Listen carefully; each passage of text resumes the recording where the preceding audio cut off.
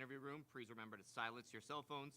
We have microphone holders on either side of the room. Please raise your hand for a mic to be brought to you. And when you do ask a question, please introduce yourself and your media affiliation. All press conferences will be transcribed electronically by ASAP Sports, so please speak clearly into the microphone for those purposes. Please note that the video recording of press conferences on cameras or on cell phones is prohibited throughout the Midwest Regional. If time permits during each session, we will take questions from the media both here in the interview room and also on Zoom. Questions from the media here in the interview room will be first, followed by questions on Zoom, again, time permitting there. With that, we will begin today's press conference with head coach Mark Few. Coach, if you wouldn't mind starting us out with an opening statement, we'll go from there. Yeah, hey, it's just awesome to be back to another Sweet 16. As I told the guys, I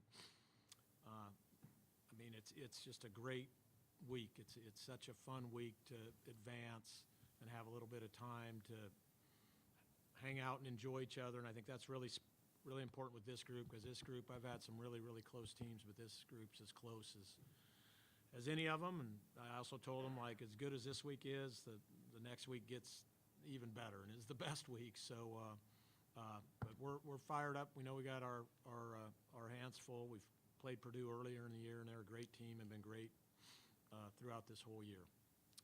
Thank you. Let's go to questions for Coach Few, please, and we'll start on the front left. Need to get a mic to him, please.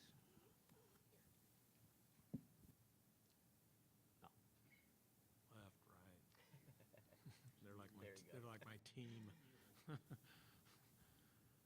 Anybody, let's just get her rolling here. Everybody, take a crack here. Brian Newbert from GoldenBlack.com. Coach, can you just kind of tell us how your team is different from November, but also how Purdue is different from what you've seen watching this week? Yeah, hey, I think we're both different. I know in our case we're vastly different. We had some pretty rough patches there early if you watched some of our practices and even some of our early games. But we actually played really hard against them the first time. We just turned the ball over too much and shot way too many threes. So I think hopefully we'll get that cleared up. We're sharing it better, and I think we're much more purposeful on the offensive end. But you know, they're better too. So I think that'll be the biggest challenge there. Vedant Gupta from Global Kid Media. Coach Few, since I was 8 years old, for 9 years, we see the Zags consistently in the Sweet 16, and of course the fantastic handstands in the locker room. I don't know if they were fantastic. They were moved by emotion, but pretty marginal on the execution. Well, they inspire me. I got to know from then to now, how has your approach changed to these Sweet 16s?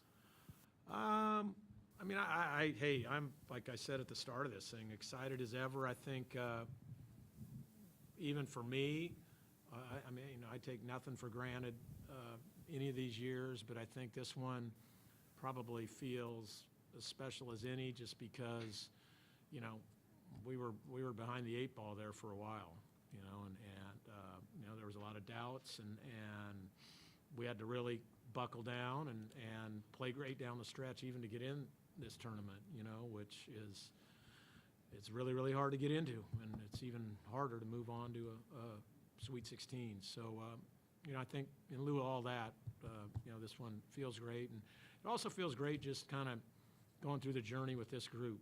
I mean, they never wavered. They stuck together. They stayed really coachable, and you know, I think that's been rewarding too. Okay, we got 2 questions in the third row starting here on the end. Hey, Coach, Eddie Pels with AP. Good to see you again. You too. You know, the Zach Edey issue, can you kind of describe the challenge of dealing with somebody that unique, and also if there's any advantage that you are one of those few teams that's played him a couple times? Hey, first of all, phenomenal player, and just, you know, needs to be congratulated for putting together these seasons to be, you know, College Player of the Year 2 years in a row. And just, yeah, I mean, I've been doing this a long time, and there's just, you just have never dealt with something like Zach, you know, that size, but yet that good of a player. I mean, he's really developed his touch. His ball goes in now. It's very soft. Great passer if you do choose to double team him. shoots free throws very, very well. Obviously, at that size, really, really impacts the game on the defensive end.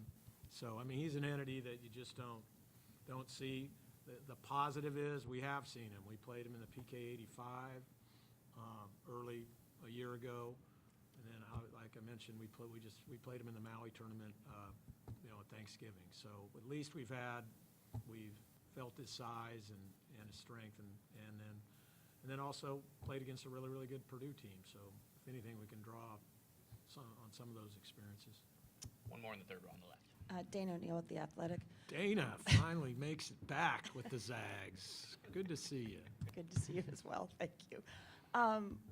Coach Painter brings a sort of burden to this Final Four, or to this Sweet 16 to try to get to the Final Four.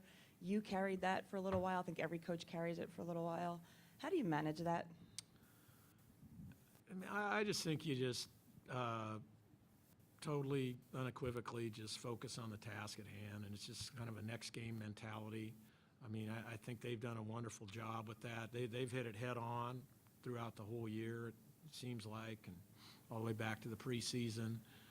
And, you just kind of go next game mentality, and man, it certainly hasn't affected them in this tournament. I mean, they've been lights out so far, in these first two games. So now I think all that stuff's off, and now they're playing, and they seem to be playing their best basketball, at least based on these last two outings.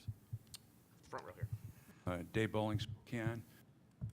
Coach, when you watch Ben play, do you see a little bit of throwback Zag in him and his style and combativeness, but with new Zag skills and talents?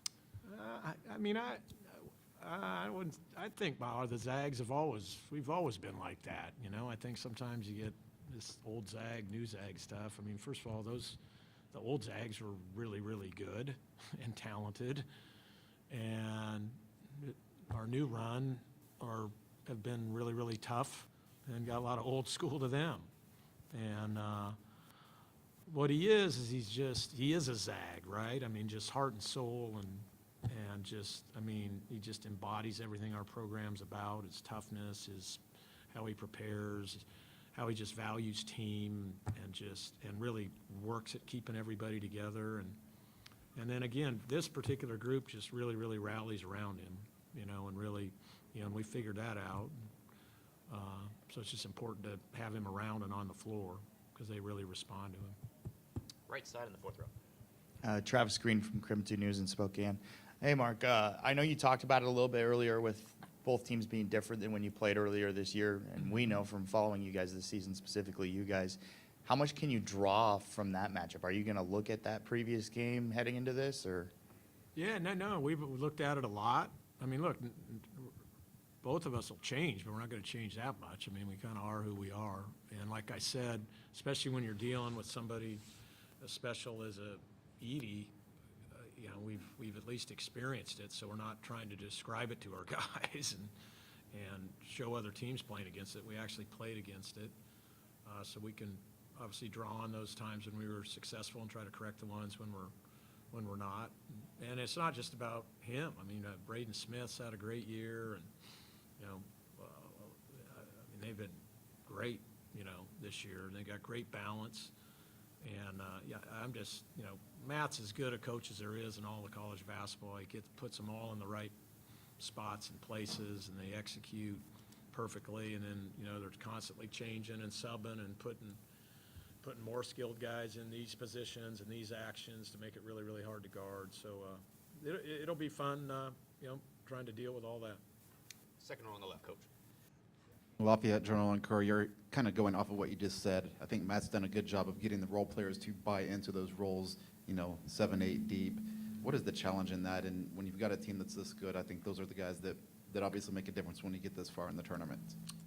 Oh, yeah, I mean, they have a lot of weapons. And so I think it's really imperative that our guys, really, really dial into personnel, and they all have their different strengths, the ones that he does bring off. And so shooters, we got to, make sure we do a great job on them. I think they're most dangerous when they're making a bunch of threes, like they did the last game. So we got to do a great job there, and then we got to understand when shooters aren't in, obviously we got to shore up the glass or shore up duck-ins inside, and all of the above, and all the while, keep those guards, in front of us and do a good job there, especially in transition. They hurt us in transition over in Hawaii also, so we need to do a better job there. Last two for Coach on the left side in the front row, Chris.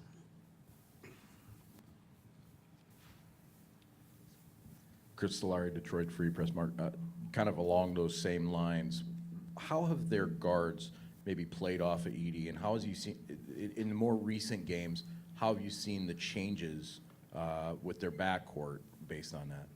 Well, I mean, their backcourt was good, really good against us in Hawaii, so especially Smith was great, I thought. I mean, Gillis is shooting it great right now. Obviously, that's what Lawyer does. The best thing they do is they just all, I mean, they've had so many reps together now. They all play so well together. They're excellent post feeders. Their timing and when and where they find him. And then, they're dangerous, especially on those ball screens. You got to shore him up rolling, but you also have, these guys can make plays. And then I think Jones has been a really, really good addition for him, from when we played him 2 years ago in Portland to this year. I mean, he does so much.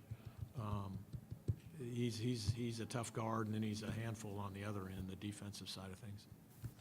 Last one, third row. Hey, Mark, Pat Forty from Sports Illustrated. You and Matt both have run your programs at a high level for a long time in changing landscapes. How have you adapted while still keeping kind of the core of how you do things the same? Gosh, Pat, that's been as bigger challenge than probably getting these dudes this year to play,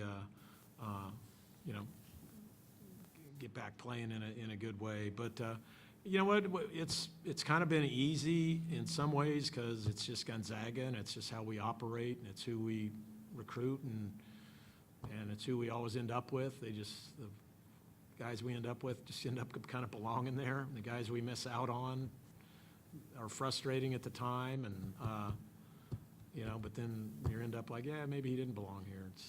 I always tell the staff, it's like that old Garth Brooks song, "Thank God for Unanswered Prayers." You need to listen to the words to that sometime. It's pretty good. But anyway, but it is getting hard. It's getting really, really hard. I mean, we could spend 3 hours up here, Matt and I both, because we've tried. And the one thing I would say is they need to start listening and to us coaches, especially those of us coaches who have been around a long time and have tried to do it the right way, and get it out of this bureaucratic, stranglehold where nothing gets done, and then this stuff just crushes us when it hits all these changes, and we could all see it coming, So hopefully we can get to the point where football coaches and basketball coaches are on the really decision-making things that can kind of help us, guide us through this thing, because this tournament is just so awesome and so special and so great. I mean, we've got to make sure we keep this thing rolling. Thanks, Coach. Appreciate it. We'll see you tomorrow. Yep.